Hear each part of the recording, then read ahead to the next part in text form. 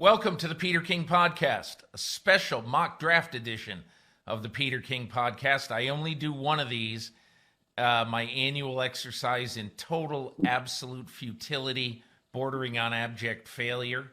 But I'm happy to bring it to you this week as my podcast, and happy to be joined by Paul Burmeister. We're going to bat it back and forth with my friend from NBC Sports. Paul, I never know when I finish my mock draft. I finished it as we record this on Monday. As I finish this, I remember, last night calling and texting a couple of general managers because they want to know who I picked in their spot. And I said to one of them something like on the phone, I said, hey, pay no attention to this. It's not going to happen, but here's who I gave you. And he said, you cry every year about your mock draft, which I do. And so we'll see what happens. But as I say in my column in Football Morning in America, Paul, I have a little bit of confidence in the first two picks. And then after that, who knows? It's a good place to start, Peter. And I do think you're setting the bar a little bit low.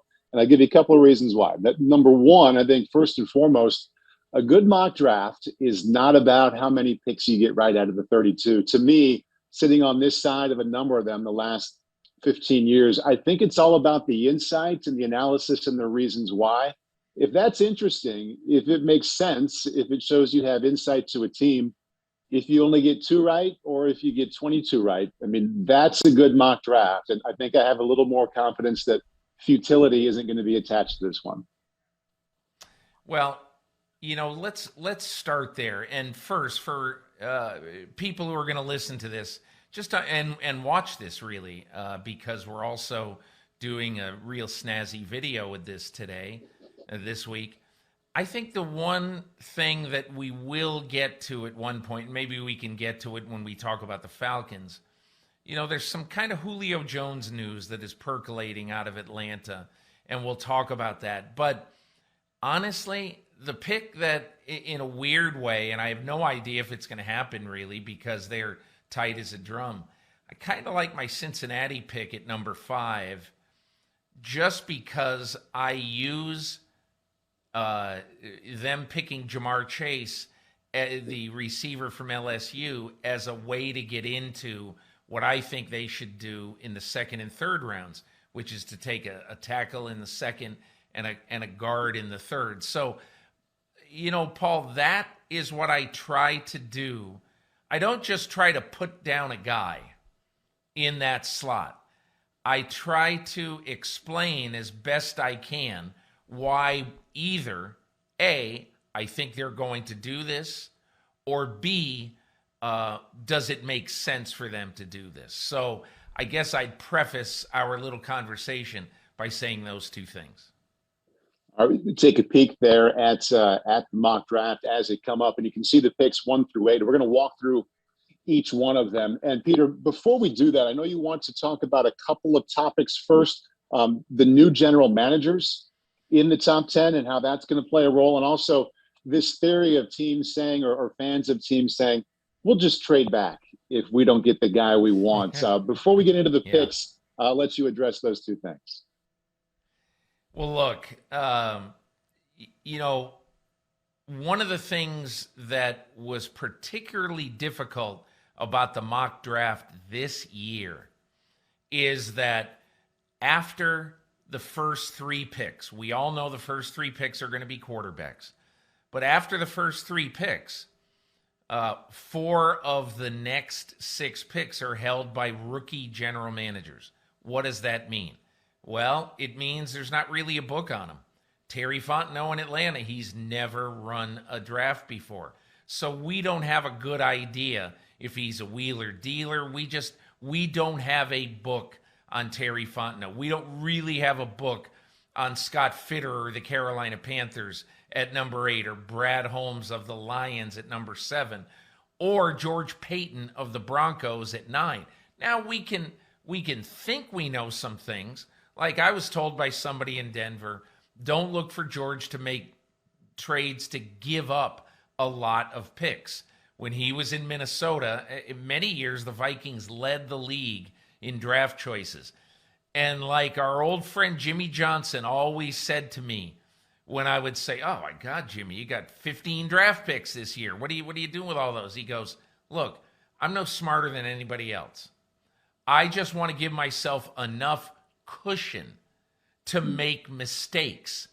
And when Jimmy Johnson says that, and he is smarter than a lot of people. And when he says that, I believe, like for instance, I have heard that Carolina is really kind of unhappy that over the last 8 drafts, they've only had on average 6.2 draft choices when the NFL average is right around 8. There's 7 rounds and then there's all these supplemental picks. But my whole point about this is that we don't really know these people who are in such key spots of the draft. So I think that becomes not only making it a little bit more mysterious as to what's going to happen on Thursday, but very difficult for me in the last few days to make a mock draft that I really trusted.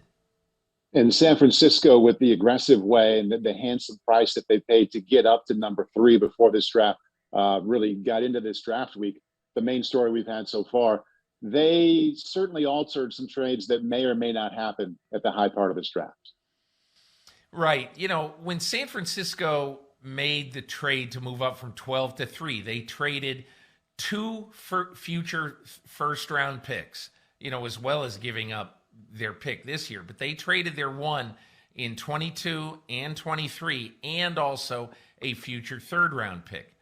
So now, if you're sitting there and you're the Atlanta Falcons, and I believe they would love to trade, that's just my sense, or Brad Holmes with Detroit at 7.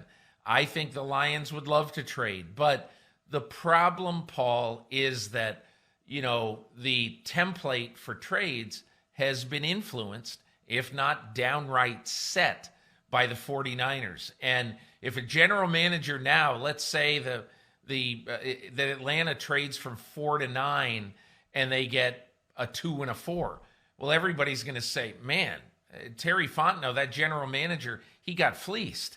He didn't get near enough value based on what the 49ers got going up. So, hey, that's one of the reasons, in my opinion, Paul, I don't think we're going to see I don't have anybody trading into the top 10. That's probably unrealistic, but man, I asked a lot of questions and I can't find anybody to do it. Let's go ahead and get rolling with the picks. And we just saw the graphic come up of your selections 1 through 8.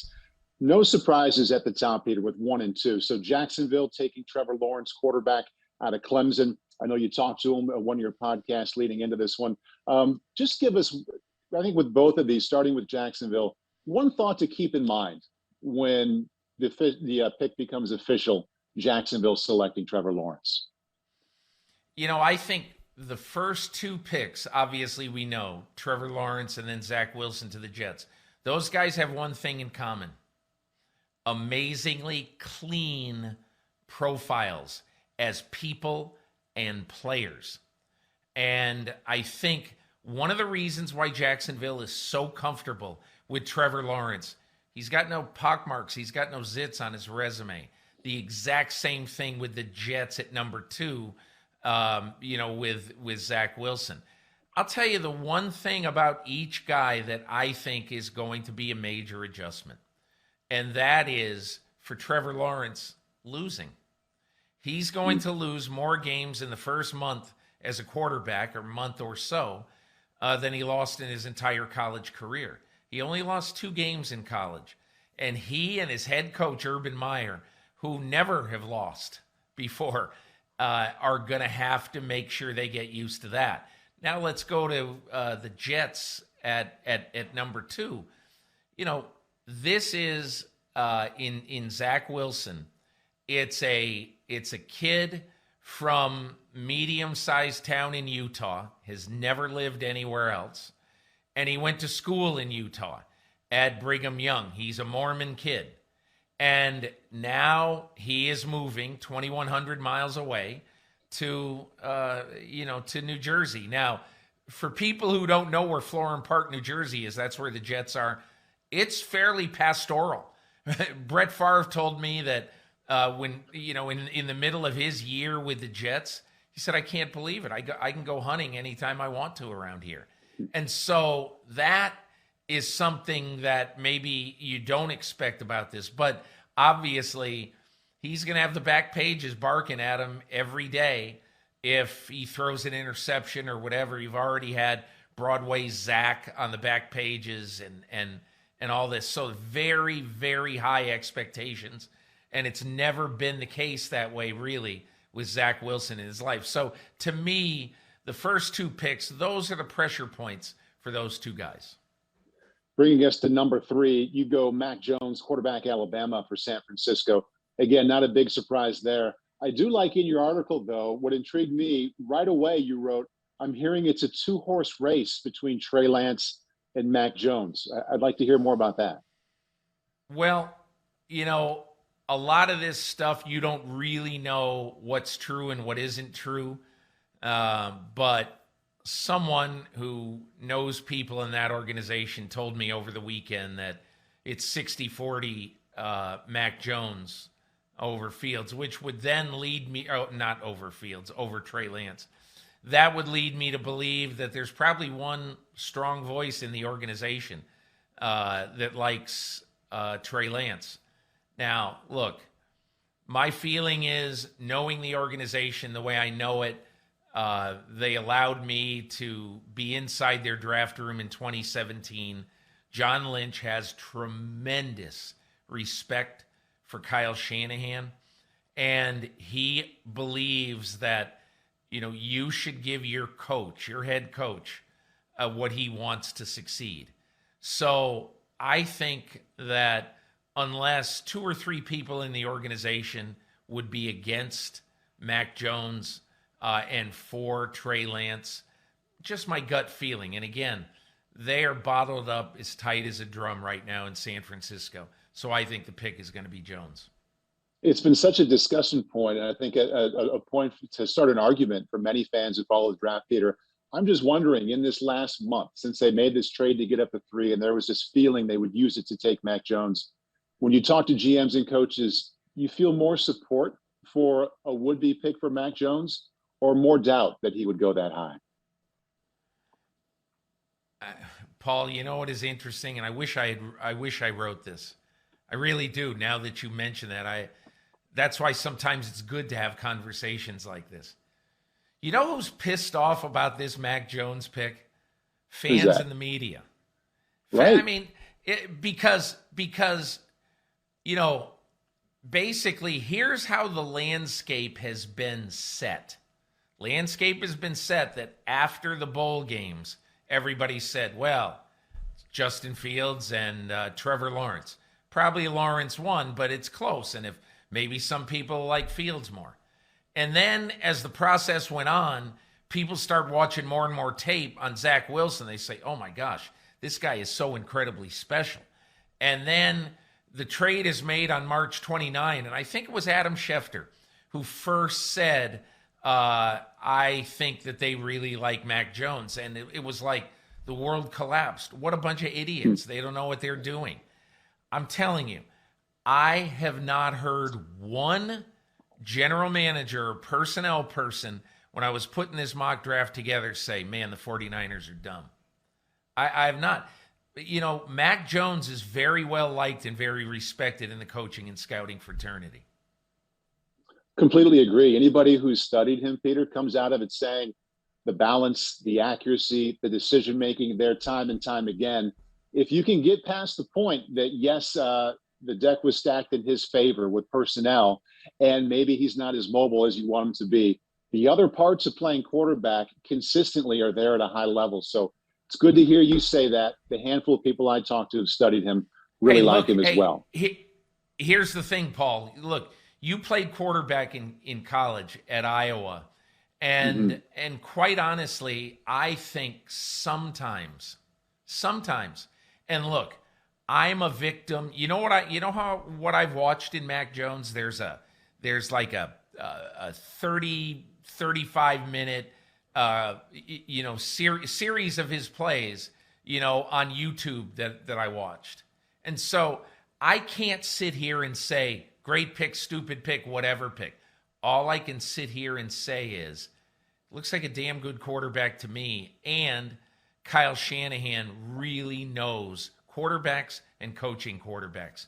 If he wants Mac Jones, I'd give him to him and allow him the opportunity to show us why he picked Mac Jones third, if that is indeed the pick.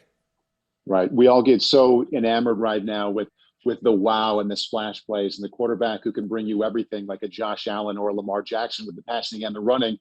I think sometimes we forget it is also an elite skill to have a high level of decision making and accuracy and balance time and time again. And if they go Mac Jones at number 3, I think those are the reasons that led them there. All right, we talked a lot about Atlanta and what they might do at number 4 in the draft leading up, Peter. And this is a really fun one to me because there are so many scenarios that make sense. You could provide a good argument for whatever direction they might go. You have them going with Kyle Pitts, tight end out of Florida. Yeah, I think one of the big factors here is that Terry Fontenot inherited a bloated salary cap, as I pointed out this morning.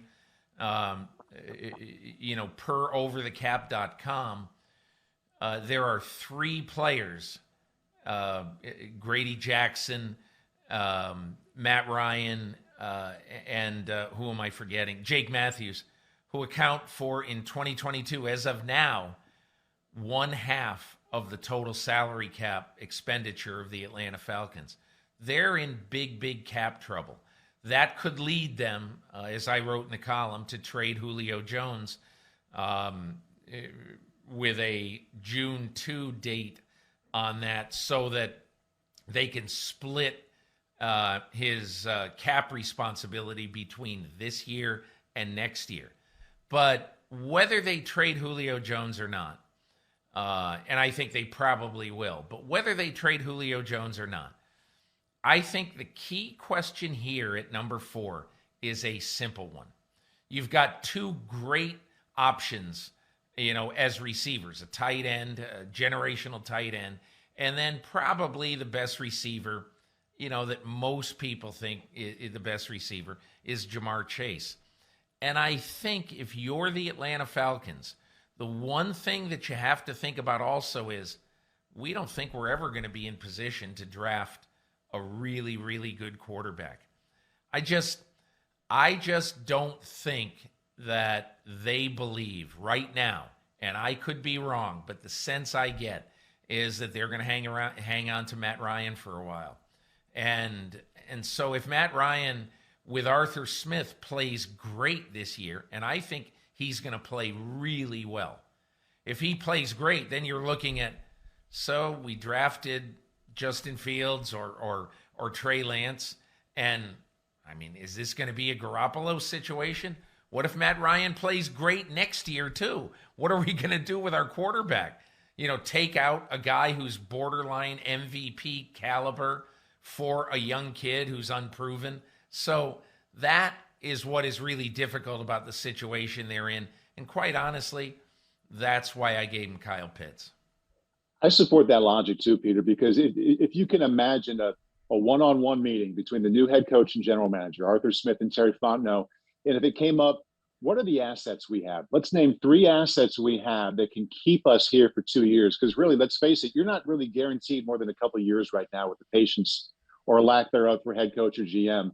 Matt Ryan has to be one of the top 2 assets you have on that team. So giving him a pick that helps him be better, that helps this GM head coach combo be around longer than 2 years, I think that's the best way to go.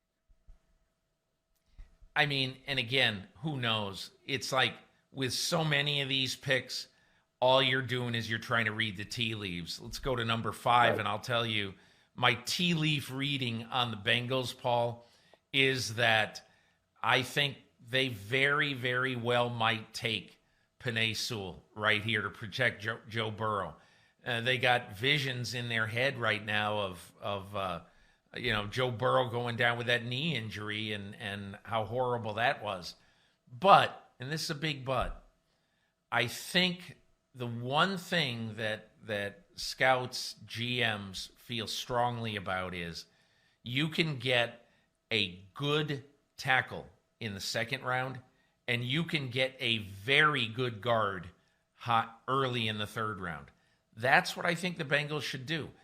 Give Joe Burrow one more weapon in his old friend Jamar Chase, and then go heavy on the offensive line right after that. And keep in mind, Tyler Boyd, slot receiver, allows them to have the top two receivers on the field at the same time if they went that route with Chase and Higgins on the outside. Let's go to 6 with Miami. Their mindset has to be different than others, Peter, because of the surplus of early picks. This is the first of 4 they have in the top 50, and you give them wide receiver, Jalen Waddle from Alabama. You know, this is one of those deals where I think Miami traded up hoping to get one of 3 players. You know, Pitts and Chase being 2, and I feel Waddle over Devonta Smith, you know, the other really good receiver in this group, just because of size. You know, Waddle's got a little bit more size. He's an electric playmaker. And, you know, the bottom line in this one, Paul, is that the Miami Dolphins want to give Tua Tagovailoa every chance with a complete group of skill players that can threaten a secondary. They want to give him every chance to succeed. Picking a receiver here at number 6 gives Tua Tagovailoa that chance. The Lions want to give Jared Goff every chance to succeed at number 7 by going offensive tackle from Oregon, Penei Sewell. I think my vote, if it plays out this way, Peter, for the GM, most likely to step to a podium and say, I can't believe that this guy was there with our pick. I'm saying Brad Holmes is that guy if he does get Penei Sewell. Yeah. Hey, look, I agree with you. I wrote in my comment about the Lions that Brad Holmes is going to say, no way we thought this guy would be there. Right. And that's, hey, look, there are going to be 2 or 3 players in this draft that are going to fall a little bit, and you're going to say, oh, my God, I can't believe he's falling. And that's because of the quality of the offensive player. It's totally bizarre there might not be a defensive player picked until around the 10th spot in this draft.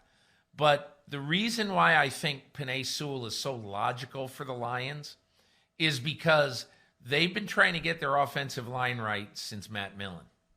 And, you know, they have had a leaky offensive line. And I think this gives them the major building block to fix this offensive line once and for all. And at number 8 with Carolina, Peter, for everyone who thought that the Panthers acquiring Sam Darnold via that trade got them out of the quarterback game in the top 10, you've got news. You go Justin Fields, quarterback, Ohio State.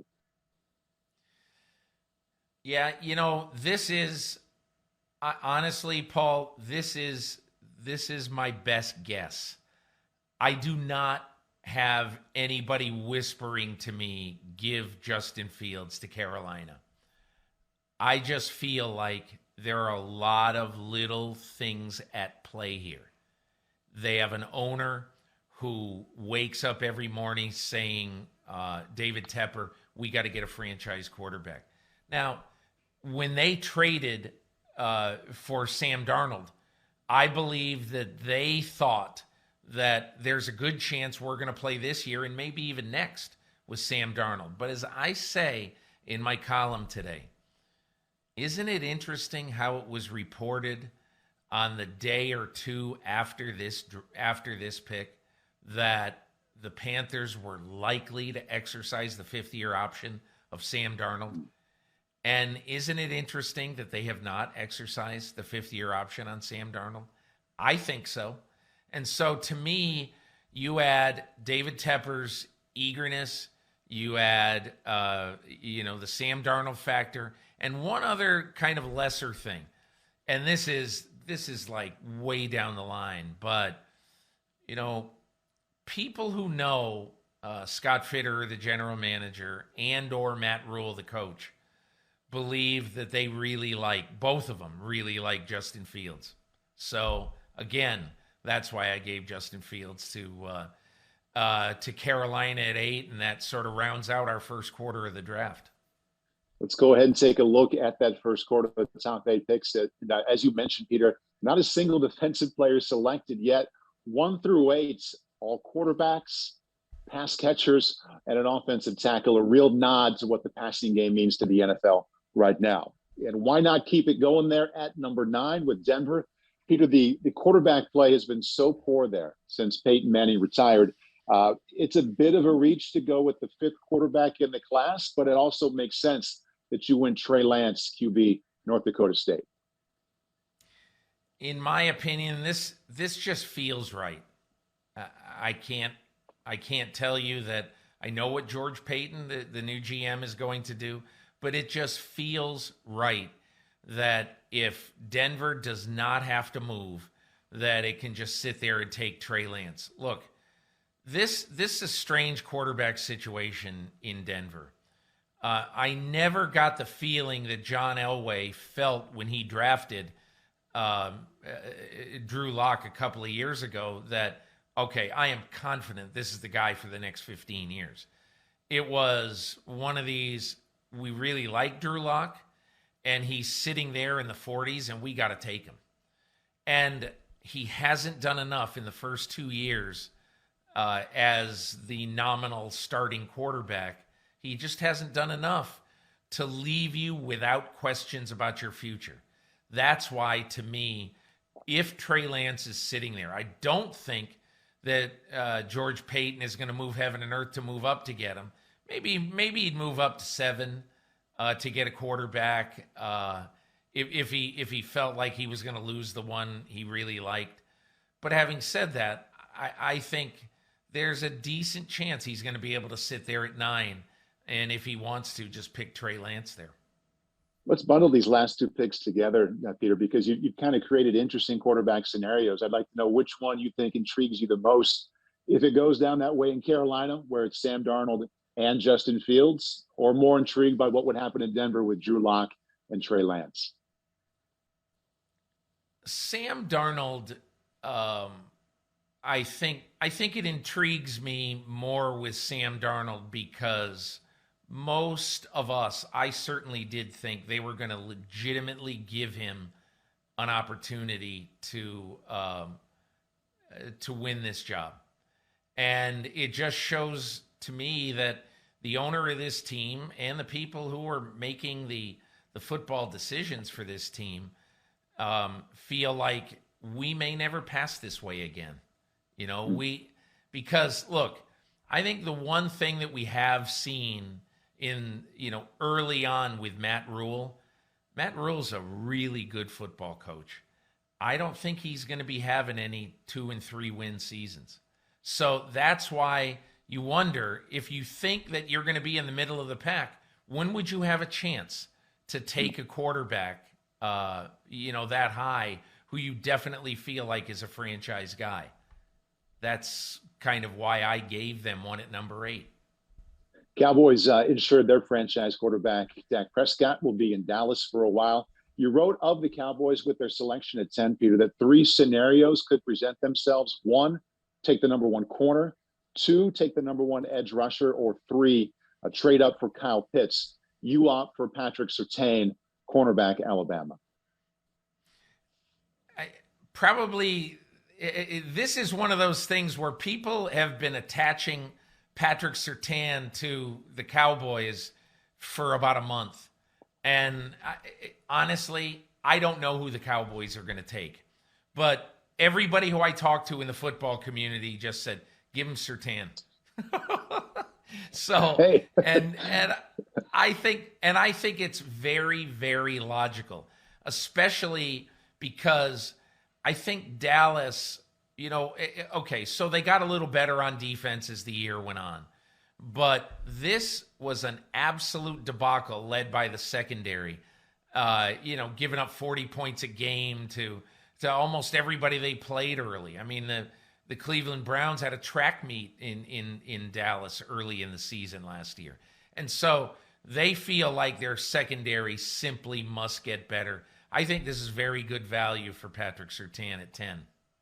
Staying in the NFC East, Peter, let's get to the Giants at 11. And I could envision a scenario where they are considering Parsons, the outside linebacker from Penn State, and Devonta Smith, the wide receiver. I know who Daniel Jones would vote for. Looks like you have casted your vote for defense. And look, I think easily they could take Devonta Smith. I think he could be a huge star wherever he goes. And it will not surprise me if it's Devonta Smith. And look, Dave Gettleman does not have a history of taking linebackers high in drafts. But when I hear people talk about, Parsons, the linebacker at Penn State, you hear Micah Parsons, and the one thing that I heard from several evaluators is if you decided to simply put him on the edge, either in a 3-4 or 4-3, if you decide to simply put him on the edge and give him a little bit of help, he's going to be a great NFL pass rusher. If you decide to make him your, pick a guy who's a great, like Devin White. If you decide to make him a sideline-to-sideline force, he can be that too. So I just think a lot of NFL teams look at him as a rare talent. The Giants have given so much help to their offense that just my opinion is I think they need to look at their defense and pick Parsons over Devonta Smith. 12, Philadelphia ends up there after the trade that involved Miami and San Francisco earlier in the spring. How did you settle on the South Carolina corner, J.C. Horn? I think it all has to do with a desperate need. I believe that Philadelphia originally was going to go down from 6 to 12, believing that if we could get one of the tackles here, Rashawn Slater, Penei Sewell, or one of the three wide receivers, or a top corner, then obviously that is something that we really, really want to do.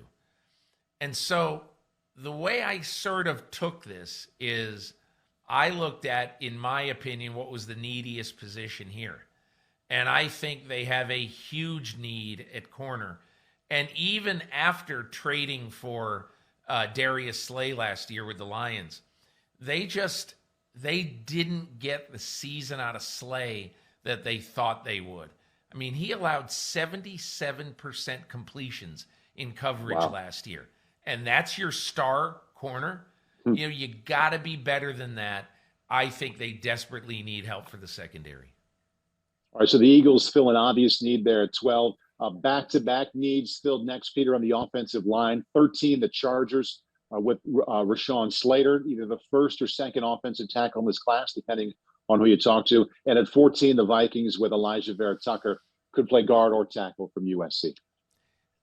The Chargers pick is a little uncharacteristic for Tom Telesco, the general manager. I think I'm right in saying he's only picked one offensive lineman in a first round in the 7 or 8 years he's been the GM. He most often will go for, pass rusher, skill player, and somebody who can really impact the game early. But the reason that I gave them Slater is that they have a great young quarterback, obviously, in Justin Herbert. And the problem with their offensive line is that it was leaky last year. Herbert got hit a lot. They simply have to fortify the wall in front of him. And that's why I gave them Slater. And the Vikings with Elijah Vera Tucker, scheme versatility, could play inside or outside. I think the interesting thing about Vera Tucker is that he is really, really loved in the scouting community because he is a total steady Eddie person. In a big conference in the Pac-12, he started 37 games at tackle, and he played both tackles. He played 26 at right tackle, 11 at left tackle, and I think one of the things that we're looking at is that I think they really, I made a mistake. That wasn't him. That was actually Rashawn Slater. But Elijah Vera Tucker also has experience at spots, and pardon me for that error. But Vera Tucker could play, most teams think eventually, any of 4 spots on the offensive line. And it's one of those things, you know how many times we see a guy come into the NFL, and most teams will tell you that it's easier to step into the NFL at a guard rather than to step out and be on that island at tackle. And so I think this is a player who could be one of those multi-position guys in his career.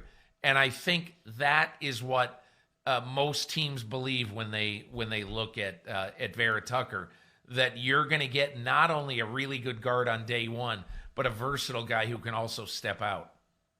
I've been waiting to get to this pick for the Patriots that you gave them at number 15, Peter, for I think 3 reasons. Number one, you look at the interest level of the Patriots, what they've done the last 20 seasons. Whether you love them or hate them, you have interest in how they bounced back from last year. That passing offense was a painful watch last season, and Devonta Smith, the most explosive receiver we've seen in recent years, evident by his winning of the Heisman Trophy. So the Pats at 15, Devonta Smith, wide receiver, Alabama. I feel like Devonta Smith is being downgraded because of his size. He's 166 pounds. But, Paul, I've got to tell you that a general manager I respect greatly told me last week that when I'm scouting Devonta Smith, I feel like he is one of the best football players I've ever seen in my life. This is a veteran general manager. So, I said, that's an incredible statement. You've been in this game in and around this game for 3 decades, and you say that? It was incredible. But I think when you look at him play football, you don't see somebody who plays like he's 166 pounds. You see somebody who plays like he's 206 pounds. A competitive, on 50-50 balls, you see a guy who jumps up to get it and who battles bigger corners and safeties and wins. And I was told by a couple of people when I asked who's the best contested ball catcher. Both of them said Devonta Smith. And so I think he's a fascinating player. And look, is anybody going to have a better pipeline to information than Bill Belichick to Nick Saban?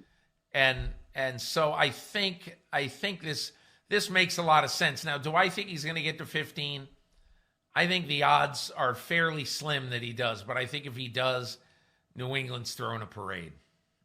It's an amazing statement on how much measurables still matter in this evaluation process, that it's even a possibility that a wide receiver who gets described that way would still be around in the middle of the first round just because of size and how he looks. Hey, let's face it, he looks very slim on film. Okay, getting us to number 16 with Arizona, Peter. Before we hit these next few picks, I want to point out that these next 3 defensive players that you assigned to the teams are really quite a mix of talent and different kind of concerns on and off the field that teams have to consider when thinking about them. Let's begin at 16 with Arizona, going with Greg Newsome, the cornerback out of Northwestern. Here's what I think about Greg Newsome. Everybody loves him, absolutely loves him. But he has missed 15 games due to injury in his 3 starting seasons at Northwestern. He's very fast. You need to get over the injury concern if you're going to take him. So, quite honestly, I gave Newsome to Arizona because I think Arizona desperately needs to improve a secondary and look, Patrick Peterson hasn't been the 2016 Patrick Peterson, certainly last year. But they desperately need help in that secondary right now. The only guy who offensive coordinators, stay up trying to figure how they're going to play against is Budda Baker. And so they've got a major need at corner. And look, this is a bit of a risk pick. but I do think if he stays healthy, he will be more than worth the 16th pick in the draft.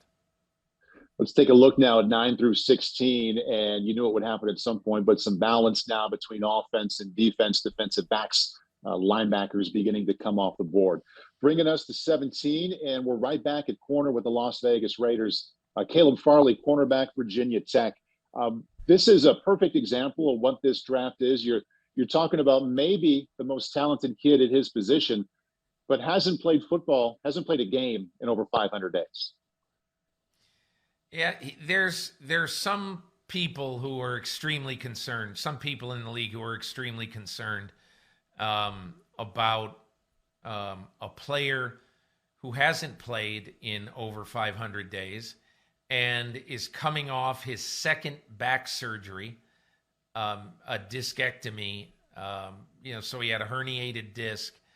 And so I know there's some teams that would not touch him in the first round because they're just really not sure. And that's really, he might be sort of the poster child of this draft because, there's a lot of people who have major concerns about players in this draft. I think one of the reasons I put him with the Raiders, I know they've spent a lot of time investigating him, studying him, talking to him. I think they view him as the best corner in this draft. And yes, it is a risk at injury. This is a team that was so bad, it has been so bad at corner. Pro Football Focus is just, really their stats on the Raiders corners, they're awful. And so this is a somewhere between a need and a crying need. And I'm projecting that the Raiders will take this risk. And getting us to 18 with the Dolphins, and another defensive risk here of a different kind here, Peter, with Jalen Phillips, the edge rusher from Miami. Concussion issues at UCLA forced him to step away from football for a time. Transferred to Miami, was terrific there in one season. So you have a great athlete at the position. Teams want that kind of athlete production, but you've got some serious risk in the fact that concussions forced him out of the game a short time ago. Two evaluators told me that he is the best defensive player in the draft. And however, and it's a big however, they look at a guy who has had concussion issues, had a couple of other injuries that are concerning to teams, basically hated Chip Kelly so much at UCLA that for that and other reasons, he decided to leave football for a while. Medical reasons, I'm told. And then he found he missed football so much that he entered the transfer portal, and he ended up going to Miami and having one of the great seasons that any defensive player in this draft has had, one of the great single seasons.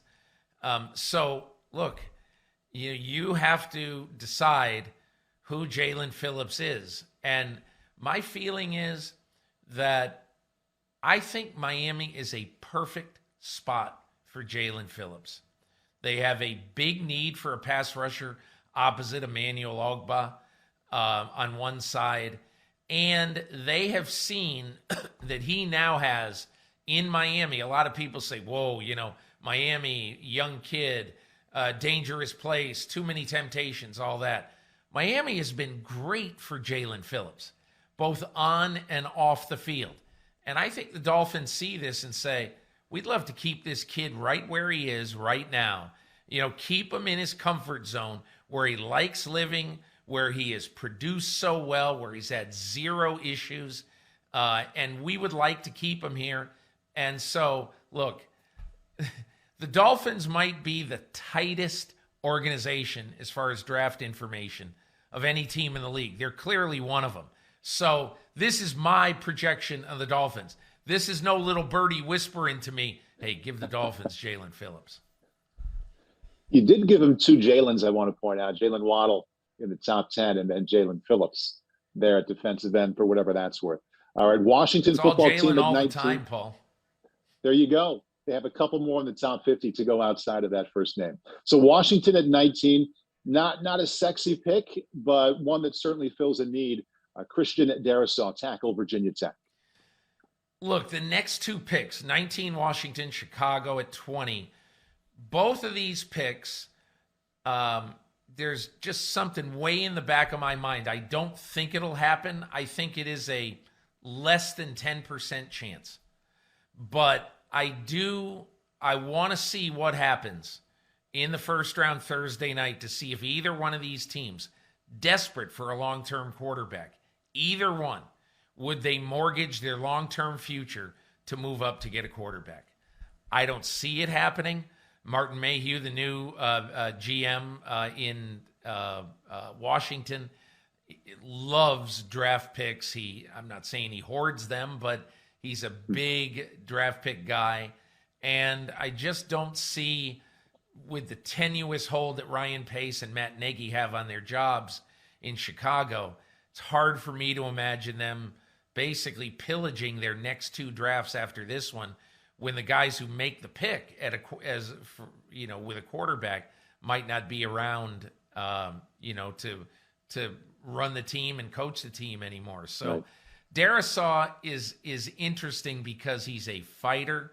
He's a real fiery, tough kid who's basically come from nothing as a football player. He had one Division I offer. Otherwise, he might have ended up at like a Central Connecticut or something. And so I think, he's a guy who the desire, the feistiness, the competitiveness is there. I think he's a Ron Rivera type of player. You mentioned the Bears at 20 and their thought process also with not trading up to get a quarterback. They took care of that spot, Peter, at least temporarily in the offseason when they signed Andy Dalton. And if Andy Dalton's going to be more successful, Peter, in that passing offense than Mitchell Trubisky was, of course they need to be better. But the word that comes to my mind, they need to be more explosive at the wide receiver position. So why did you think Rashad Bateman out of Minnesota was the best guy there? Yeah, I mean, Rashad Bateman is not the fastest guy in this draft at all, but they seem to have soured on Anthony Miller. I think the Chicago Tribune reported that he's on the trading block. And so I look at this receiver group, and again, I don't watch all the games, but when I watch Rashad Bateman, man, he looks like he's been a receiver since he came out of the womb. He is so smooth, so comfortable, and he just seems so smart. And I view him, especially with Andy Dalton, I view him becoming like the master of the back shoulder fade. I just think I think he is wise beyond his years at the receiver position. And I just think, I think Chicago wants to give this offense a real chance to be the kind of explosive offense that Matt Nagy has been trying to build. At 21, our first trade to report, you have Cleveland trading at 26 with Indianapolis, with the Browns moving up to get the versatile hybrid linebacker Jeremiah Owusu-Koramoah from Notre Dame. Owusu-Koramoah is an interesting case study because more and more you're seeing the sideline to sideline linebackers in the NFL being valued. I don't think the Browns have a really good long-term one there. The great thing about the Cleveland Browns right now is they don't have to do anything right now. They've got a really good base of talent, and they're going to be competitive now for the next few years. Now you have to add to spots that you look at the way football is being played now, and you try to match that. Look, Owusu-Koramoah is the first guy, I think I'm right in saying this, and you know Notre Dame better than I do, but he's the first guy that Brian Kelly recruited strictly as a rover linebacker type, whatever you'd call that, a strong safety, linebacker, very versatile guy. And so I think that is the kind of versatility that I think Cleveland would crave. And I think the reason I had them trading up is that I doubt that he would be there at number 26. He might be, but I think he really fits Cleveland well. And I think what stood out to me watching him play every game the last 3 years there at Notre Dame. Not only does he have the athleticism to go sideline to sideline, kind of like Devin White does, and to cover a tight end or an inside receiver if he had to, loves contact. So not just the potential and the physical gifts, but this guy loves to come up and hit. And I think whoever gets him will really like that. 22, the Ravens, Kwity Paye, edge rusher out of Michigan. To many, Peter, he's the best edge rusher in this class. I love the fact that you took your paragraph to talk about this pick and point out what an incredible story the kid is, not just what a great football player. Kwity Paye is one of the best stories in NFL draft history. I mean, he was born in an African refugee camp. And here he is. He's about to be able to take care of everybody in his family. It's such a wonderful, great story. But when you ask people about Kwity Paye, and I think the reason why Baltimore would really want Kwity Paye is that he's a piece of modeling clay. He can be a lot of different things in the NFL. And I love the fact that on the Baltimore defense, there is not a one-size-fits-all thing. Well, you have to be this on our defense. You have to be that. If you look at, the way their defensive coordinator, Wink Martindale, plays, especially with his front seven, there's a lot of mix and match guys and a lot of guys with different skill sets on that defensive front seven. So I think in the hands of a really smart defensive mind like Wink Martindale and a good coaching staff like Baltimore has, I love this pick. And look, one of the reasons I did this too is that I think right now where we are in the part of the draft, I had Baltimore trade up 5 spots. I just don't think that Baltimore has the ability to get in range of the really great receivers in this draft. And so the way I look at it is that they have a chance, down the line a little bit to get a receiver who could help them, or maybe they would be in play for Julio Jones. So I realize that they want to get a receiver, but in my opinion, I think the board tells them right here, go get a piece for our front seven that's going to be a great player for us for 8 or 10 years. And as you pointed out, kind of chameleon on that front seven, could be inside, could be over the tight end, could be standing up outside the tight end too, if need be. Jets at 23, Gregory Rousseau, edge rusher, Miami. Once again, we find a defender, Peter, where you have to consider more than just the talent and production. The kid played 1 year of football. That's it. Yeah. 1 year of football. And everybody who I talk to has such different opinions of him. Everybody. A lot of people don't think he'll be a first rounder, and he might not be.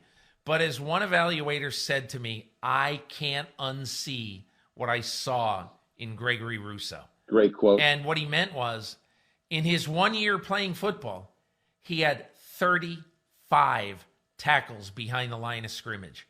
That's incredible. Unfair. That's just, I can't, I wonder if Lawrence Taylor had that in his North Carolina career. He is just a fascinating player. And I think some people say, well, maybe he's boom or bust. I don't think that. I think he's going to be a good NFL player. And I think the New York Jets have a desperate, not a big need, but a desperate need for a pass rusher who can disrupt the pocket. Pittsburgh Steelers at 24, Peter, and just kind of in the same way, I love what you did at 15, given the Patriots' Devonta Smith. I like the fact that in the bottom quarter of this first round here, you're kind of this theory that you shouldn't take a running back in round one is going to take a beating. And I like your reasoning for each one of these kids going to where they go. So let's start with the Steelers selecting Najee Harris, running back, Alabama. Look, Steelers haven't done this in 13 years. They haven't taken it back in the first round in 13 years. And under normal circumstances, I would have just said, give me the best tackle available. And they might sit here and take a Tevin Jenkins type player. They might. I don't have a great feel for them, but the reason why I think this makes sense is that this is one of the best receivers among running backs to come out of college football in a long time. He really prides himself on his hands. He doesn't like to think of himself as a big back or something like that. He likes to think of himself as a all-purpose, perfect, doing everything running back. And he is so strong between the tackles, but he also has the ability to make people miss outside. I think he's a rare player.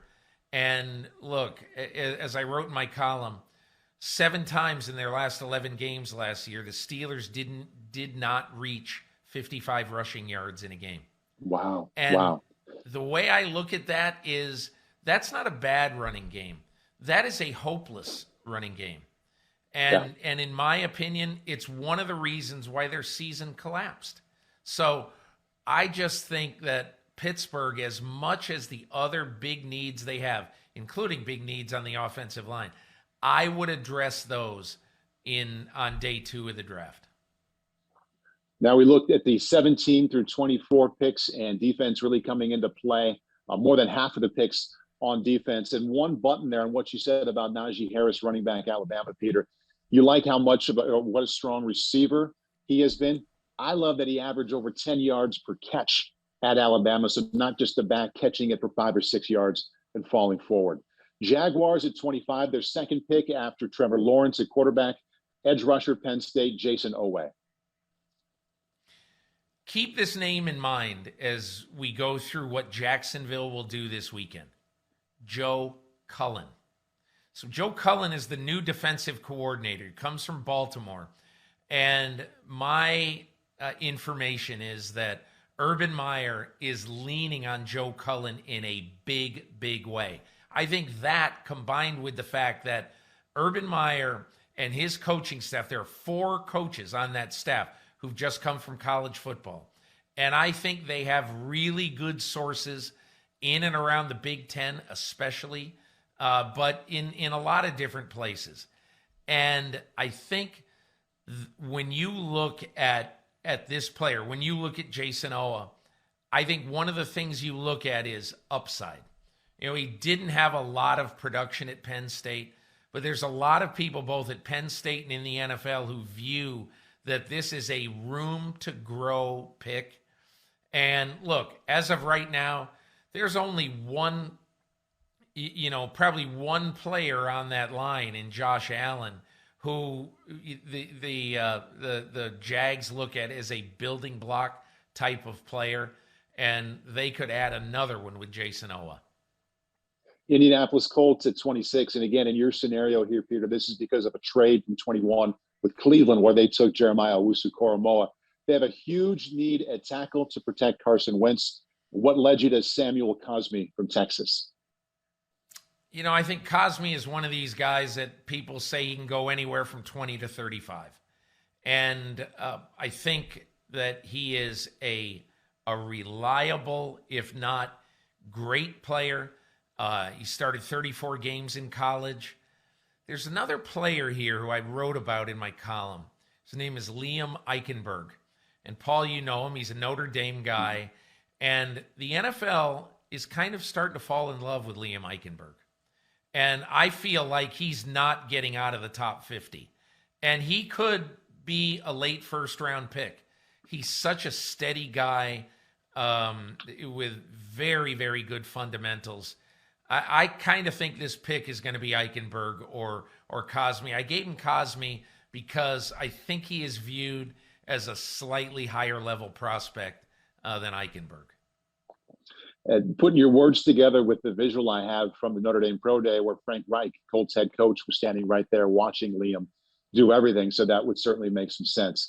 27, Tennessee, going Elijah Moore, wide receiver, Ole Miss. Peter, I really like this because I thought one of the more kind of quiet and concerning parts of the offseason was Ryan Tannehill losing 2 of his top 3 pass catchers in free agency. Yeah. So this makes a lot of sense for them.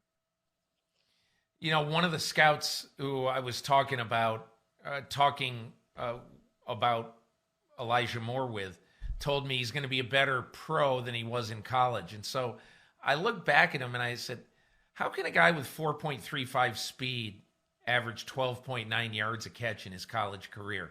That's like a possession receiver. What happened? And that's the meaning of this. If he goes to a place where there's a good deep ball thrower, and I really respect Ryan Tannehill's ability to throw the deep ball, with a great threat, his former college teammate, A.J. Brown on the other side, I think he could really be an impact player very early in Tennessee. Saints at 28 with Tyson Campbell, cornerback, Georgia. Peter, at the end of the paragraph about the pick in your explanation, you said, I like this semi-risky pick. What makes him semi-risky? Well, most people have him going in the 50s, like late 2. But, Paul, you know what I did this year? I asked almost everybody I talked to, who have we never heard of? Who's the lesser light who you think people are projecting him second or third round, who you think's going in the first round? 3 people told me Tyson Campbell. I matched him up with New Orleans because of team need. They have a major need at the corner position, and this just felt right to me. And I also think that he's one of these guys who I think Dennis Allen can really mold into a better, much more reliable player.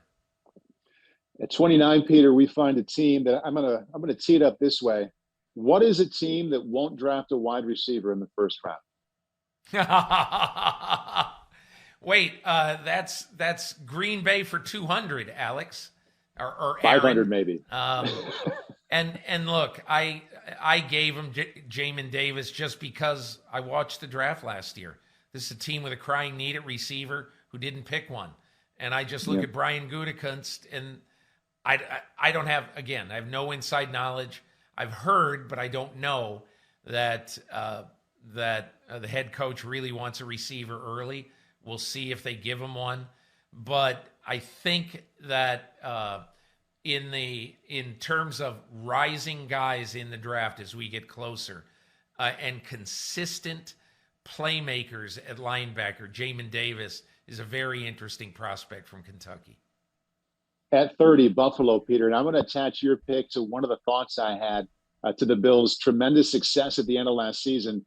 Josh Allen's a very good runner. As he started to run 10 or 12 times a game, I had to stop. I don't like him running that often. So I love your pick, running back out of Clemson, the most productive running back in the history of the ACC, Travis Etienne. He's the kind of player who, when Seattle traded for Percy Harvin, a lot of the same traits exist in Travis Etienne. And that is, as one GM said to me, he goes, this guy was made to run jet sweeps. And so what I find one of the most interesting plays in current, very modern football is when a guy goes into jet motion in front of the quarterback, and the quarterback basically tosses him the ball like it's a hot potato. Okay. Mm-hmm. And Paul, you know what? If you had that in your day at Iowa, your completion percentage would be about 10 points better, because I always look at that, and like Patrick Mahomes does that sometimes 2 or 3 times in a game. And I said, that counts as a complete pass. Yeah, all he's doing is saying, here, take this. You know, those passes are never incomplete. Right. But yeah, no. I can see Travis Etienne becoming that kind of impact guy. And I'll tell you, adding that person to this offense where the receiver core right now is so good, man, I think the Bills could really be scary with a guy like Etienne in the backfield. I would like to say, Peter, that would have put my completion percentage in the 70s, but it only would have put it up to the 60s. But thank you anyway. And I have to say, since you noted how much you like Najee Harris caught the ball well, 85 catches, 85 for Travis Etienne the last 2 seasons, not in his career, the last 2 seasons. All right, the Ravens at 31. They have a big-time need inside and outside on that offensive line, but I don't want to say questionable, but this pick comes with some medical concerns as well, though, and that's Landon Dickerson. He's had 2 ACL surgeries. He's had 2 major ankle injuries, but he's played 5 years of major college football, 3 at Florida State, and then he transferred to Alabama. And I'm told flat out, this is the best leader in this draft. To me, it's a risk the Ravens can take. And it's a risk they can take because I think they can manage a guy like this very, very well. And they can get a lot out of him. But there's no question. It is risky. Right now, he's coming off ACL surgery. So he's probably not going to be ready until right around August. And so, but this is a long-term pick, I think. I think the Ravens, if they were to do this, would likely take very good care with Landon Dickerson. Like the logic there too, Peter. We saw how much they missed Marshall Yanda last year. And not saying he can be that kind of player, but you can certainly understand why they think they need someone in there. Yeah, that's an upgrade. Final pick at 32, the Super Bowl champs, the Buccaneers. But Peter, Jason Light did such a good job of keeping that team together after they won the Super Bowl. I think any pick here counts as a luxury pick. And you go with the defensive tackle from Alabama, Christian Barmore. The real reason is I literally just looked for the best. I felt who was the best player who I didn't have in the first round that would have some role in Tampa Bay. And the reason why I like Christian Barmore here, he's the best defensive tackle in the draft. Vita Vea missed 13 games last year because of injury, and Ndamukong Suh might only play 1 more year. So there is both an injury-related need and a future need at defensive tackle. I just think Barmore fits this pick. That'll do it. Bottom quarter of the first round, according to Peter King, shapes up this way. Offensive line, defensive line, another running back. That's the second running back to go off the board, Travis Etienne. And it ends on the D-line for the Super Bowl champs in Tampa Bay. So, Peter, what you started out and kind of set the bar low and said, I'm not sure how this is going to go. I think it was insightful, and I know it was enjoyable. So very well done. Hey, I really appreciate it, Paul. And I want to thank everybody for both reading the column this week and for listening to the podcast. I'm going to just leave everybody with one little note. I think sometimes it's a little bit of a wet blanket note. And I would just leave everybody with this, that this is a draft that is so different from many drafts in recent years in that there's so much unknown in this draft that I want everybody to be excited about whoever they pick, whoever their team picks.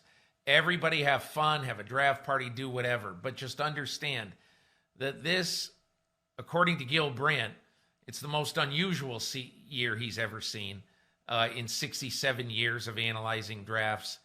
And I think other people would substitute another word for unusual, which is mediocre. And so understand this is a fun time of the year and it's exciting, but we've just talked about so many players with question marks around them. Yeah. And I think that could be what this draft is known for. It could end up being the question mark draft. But thanks a lot for listening to the podcast this week. Hope everybody enjoys the draft. And Paul Burmeister, I really appreciate batting it back and forth with you. That was fun, Peter. Thank you. Enjoy the draft. All the best to everybody, and we'll talk next week. Hi, I'm Mike Tirico, and thanks for watching. Make sure to hit subscribe for the latest news and highlights from NBC Sports.